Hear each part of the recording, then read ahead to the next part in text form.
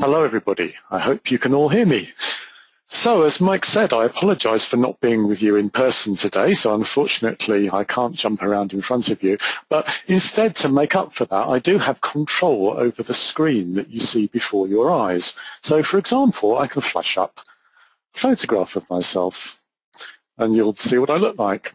In fact, I can do all sorts of smart things with this screen, so you're at my mercy for the next 20 minutes or so. Anyway, let's have a look at the presentation for today, UVM Now or Never. So what I'm going to do is to give you our take on UVM as training providers. So I've worked for Doulos now for 22 years, and we've watched the rise of VHDL, Verilog, System C, and now SystemVerilog and UVM. And I'm really going to give you our view on the state of the market today and the state of SystemVerilog and UVM adoption. So I'll start off by talking about some basic facts about UVM. What's UVM all about? Well, UVM really allows you to capture best practice. And the best practice in terms of functional verification. And the key advantage for that is increased verification quality and the opportunity for all kinds of reuse. So that includes reuse of verification IP, reuse of test benches, reuse of tests, and also, of course, reuse of knowledge and skills and people. But the rise in the use of UVM is very much tied in with the success of SystemVerilog. So in parallel with talking about UVM, let's talk about SystemVerilog a little bit as well. So SystemVerilog has risen over the last few years to become the language of choice for really most companies in the world right now adopting advanced functional verification techniques. And the real reason why SystemVerilog has come to be so popular is that it doesn't tie you into any specific simulator vendor. So time and time again we see companies making a commercial decision to adopt SystemVerilog because it's a language standard. So SystemVerilog really does represent a triumph of standardization. On the other hand, SystemVerilog is still a very large, complex language, and even today there are significant differences between different SystemVerilog implementations. In fact, in one of the previous verification futures event, I think the one that was held in the UK, one speaker stood up and said one of the problems that they have right now with verification is that there aren't one SystemVerilog language, but 3 different SystemVerilog languages. And of course, they were alluding to slightly different implementations between different tools. So the history and the growth in use of SystemVerilog is very much tied in with UVM and with other standard verification methodologies. Because what's happened over the years is that the advent, the development of class-based verification libraries layered on top of SystemVerilog has really driven the unification and the development of a consistent implementation of SystemVerilog, and none more so than UVM, the universal verification methodology. So today UVM is actively supported by all the major and minor tool vendors, by which I mean they not only implement UVM in their simulators, but actively promote it and encourage their customers to use it. And so what we've seen is with each new, rather with the introduction of each attempt at standardizing a verification methodology, we've seen increasing convergence in SystemVerilog implementations. With each class library, each vendor has attempted to implement and support the class libraries of their competitors so as to pinch their customers, and that's really seen a rapid convergence in SystemVerilog implementations. Also, having 3 standards is much better than having 1 standard. And having 1 standard is much better than having 3 standards. So the arrival of UVM, a single universal verification methodology, has seen greatly increased confidence in adopting SystemVerilog. So what we've seen is that with each new methodology culminating in UVM, the Universal Verification Methodology, there's been a jump in SystemVerilog adoption. So let's have a look now at some of the basic facts around UVM. So UVM is an open source SystemVerilog base class library. It consists of SystemVerilog code. Of course, UVM exists to allow us to do constrained random functional verification, and in particular to build extremely configurable, flexible test benches. Because above anything else, UVM is all about reuse, as I said earlier, reuse of verification IP, reuse of tests, reuse of skills. And although the current UVM base class library is actually implemented in SystemVerilog, UVM has always had a mixed language vision. UVM has always been intended for use within mixed language environments, and I'll say a little more about that later in my presentation. So although UVM is a standard and it's an open source base class library, it doesn't give us everything that we need. In fact, in some ways, UVM gives us too much choice. And I say that because UVM actually supports a number of different legacy class libraries and supports backward compatibility with its parent class libraries. And that means that there's a lot of code kicking around in the base class library to support legacy environments. And because of that, users have choices to make when they start adopting UVM. So UVM helps by constraining the way that we use SystemVerilog, but we also need to constrain the way in which we use UVM to choose which parts of UVM we use and how we're going to use them. And that's why I say we still need a methodology even to use UVM.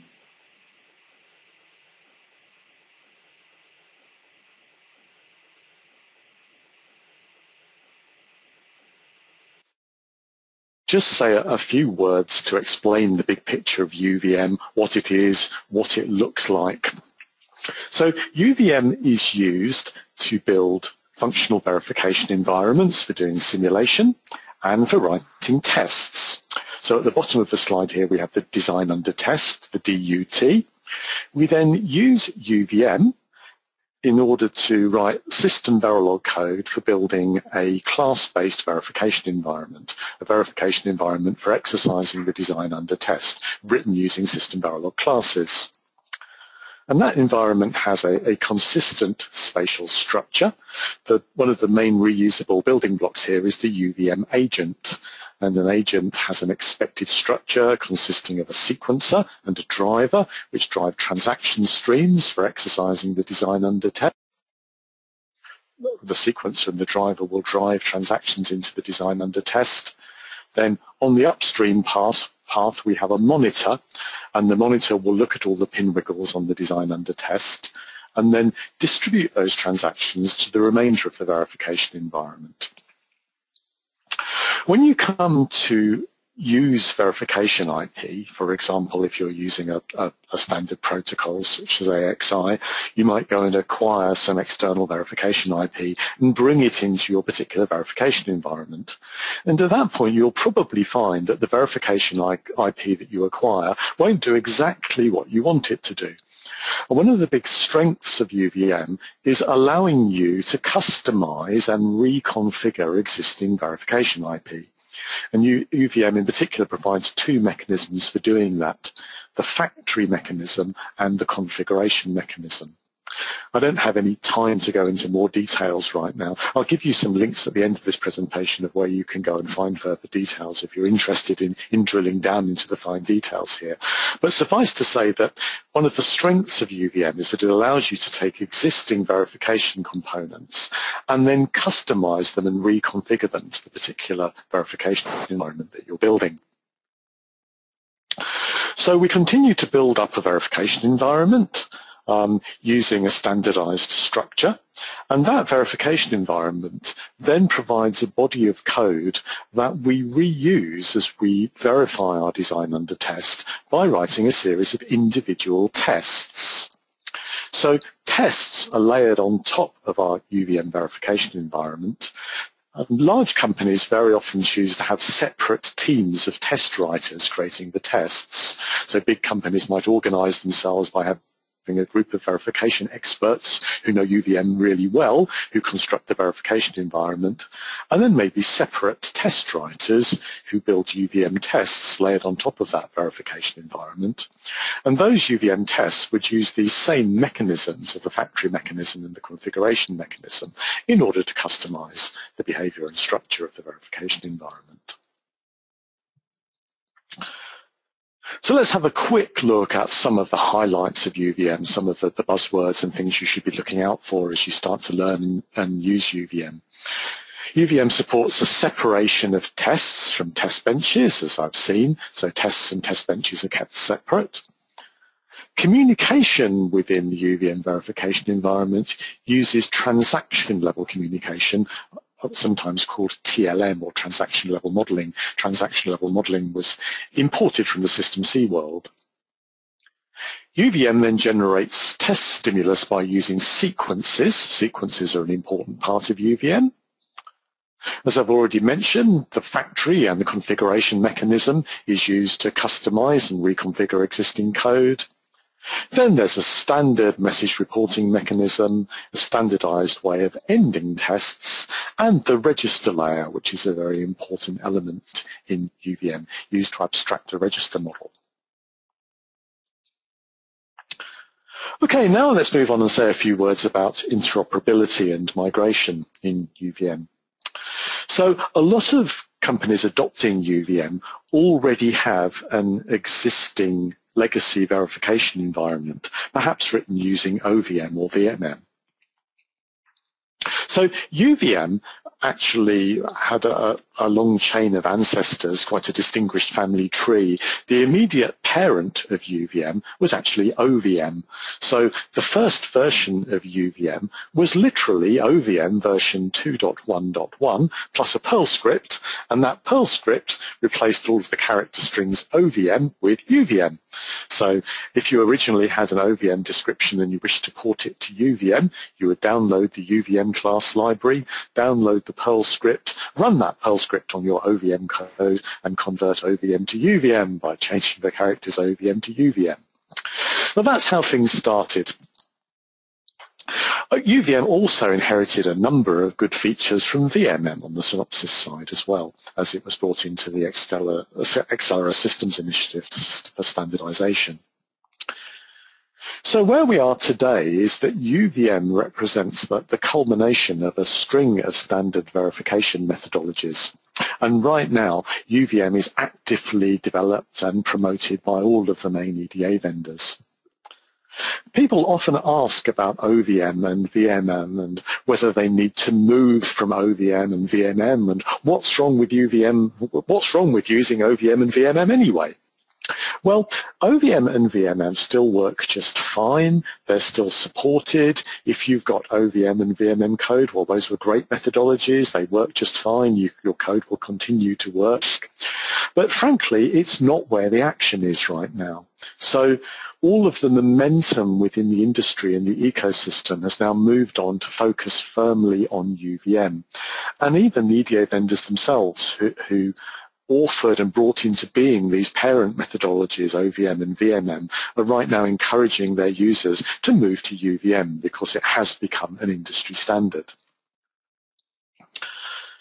So now UVM is beginning to diverge from its parent methodologies. UVM has added new features to OVM, and some of the features of OVM are now being deprecated. So at Doulos, we continue to deliver OVM code as well as UVM code, but what we're seeing right now is that OVM code is starting to look out of date because the coding style that's now evolving in UVM is actually diverging from the coding style in OVM. And UVM itself is continuing to move on. So one of the reasons for UVM's success is that it's proved to be a very, very stable standard. The code base hasn't shifted much over the last couple of years since it was introduced.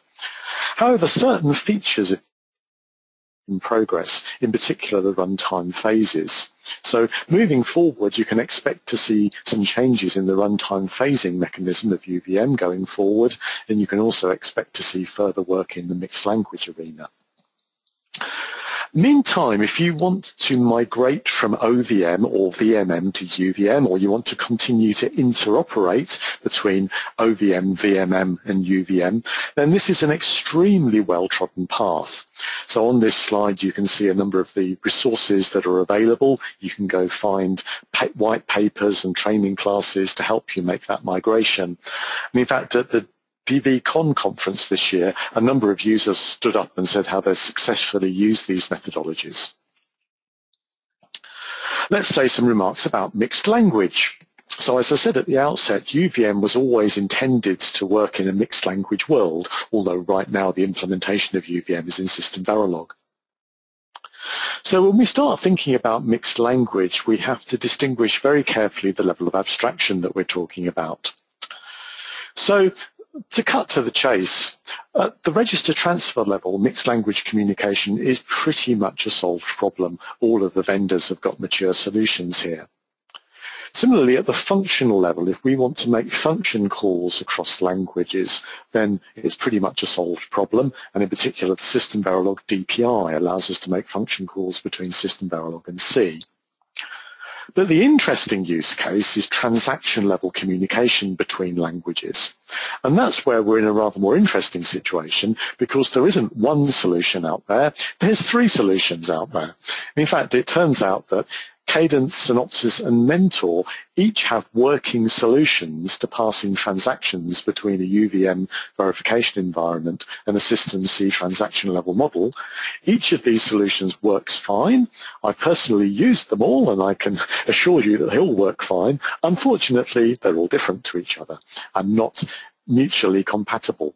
So if you care about this, then maybe you should go put pressure on your vendors and start participating in the Accelera Standardization Organization to actually push toward a single unified standard for transaction-level communication.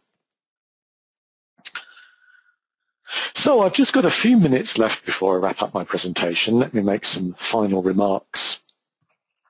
And in many ways, this slide is the most important of my presentation, because there's kind of an open secret within the verification community that there's good news and bad news when it comes to the adoption of SystemVerilog and UVM. The good news is if you're looking to follow a standard path and a well-trodden path when it comes to adopting better and standardized and more productive verification methodologies, then SystemVerilog and UVM is definitely the way to go. The bad news is it can be expensive and there can be a lot of investment, and in particular there's a very significant learning curve involved in learning to use SystemVerilog and UVM. So a lot of managers that we talk to and a lot of newbies to SystemVerilog and UVM basically have the wrong expectations. Very often we pick up the phone to customers and they say that they are expecting, a manager in a team expects his team to learn and use SystemVerilog and UVM within 3 days of training or 5 days of training, say. And that's simply not practical. In the old days of teaching people to use HDLs, we could, in the context of a 5-day training class, take an intelligent engineer and teach them to be project ready with RTL design, synthesis and test benches. When it comes to SystemVerilog and UVM, that's simply not true anymore. There is a significant upskilling necessary. So if you count out the number of days training that it requires, and this is just in the context of formal training, to take somebody to nothing to project readiness with SystemVerilog and UVM, well, in the case of the DUNOS portfolio here, we've got 4, 5, 6, 7, 8, 9 days of training, and you'd need at least that. And if you want to cut down on the amount of formal training that you have, then there's going to be a trade-off because you'll need a lot more time to be spent on the job. And we've heard customers and users of SystemVerilog and UVM echo this story again and again and again and again. So it's a great methodology. It works well, the tools work well, the language works well, the methodology works well. There's been a massive increase in adoption of SystemVerilog and UVM over recent years, but don't underestimate the learning curve. At Doulos, we help with that by introducing a set of coding idioms called Easier UVM that we use on our training classes just to make it easier for people to get into UVM. So if you want further details on UVM in particular, well, you can download UVM from the Accelera website. There's a set of free resources, including videos, white papers, and source code examples on UVM on the Doulos website. So if you want to see some working source code examples, I'd encourage you to check out the video gallery on www.doulos.com. Have a look at the first steps with UVM video, and there you can find some references to complete source code examples that you can download. If you want to know any more about SystemVerilog, UVM, or training in any of the subjects mentioned on this slide, then do visit our website at www.doulos.com, talk to the Doulos reps at Verification Futures, or talk to us at Doulos, or talk to our partners, Test and Verification Solutions in India. Have you heard your round of applause? We're going to go to questions in the audience to see if there are any questions from people. Yeah? Any questions at all for John? No? Okay, so thank you, John. Thank you very much for your presentation. There's no questions, so we'll let you go. And we'll move on to our next speaker. Thank you.